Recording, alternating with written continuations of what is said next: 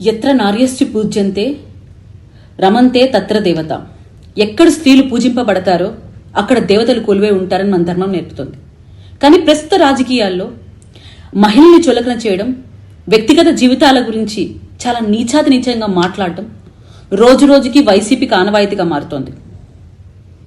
అధికారం పోయిందన్న అక్కసో లేకుంటే తిరిగి అధికారంలో రాలేమన్న భయమో కానీ ఇంత నీచానికి దిగజారుతున్నారు.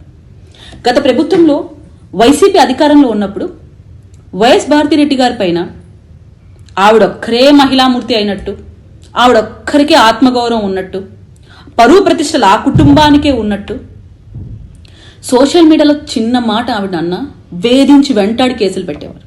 మరి ఇప్పుడు రాజధాని మహిళల్ని వేశ్యలన్నారు, మహిళా ఎమ్మెల్యేలని నీచాతి నీచంగా మాట్లాడారు.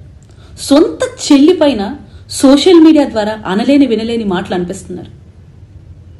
అసలు ఎక్కడికి పోతోంది వైసీపీ రాజకీయం? రాజకీయాలకు సంబంధం లేని మా జనసేనాని సతీమణిని ఎంత నీచాతి నీచంగా విమర్శలు చేశారు. ఆ బిడ్డలని మీ పైశాచికత్వంతో ఎన్ని మాటలు అన్నారు. ఇంకా మాలాంటి రాజకీయంలో ఉన్న మహిళలు, అధికార ప్రతినిధులు నిత్యం నిత్యం సోషల్ మీడియా ద్వారా, టీవీ డిబేట్స్ ద్వారా ఎంత నీచంగా దిగజారి మాట్లాడుతున్నారు. అంటే ఇంత అసహనం ఎందుకు మీకు?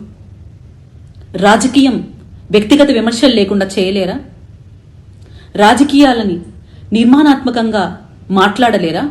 కేవలం వ్యక్తిగత విమర్శలు చేసి మీరు నీచానికి దిగజారాలా?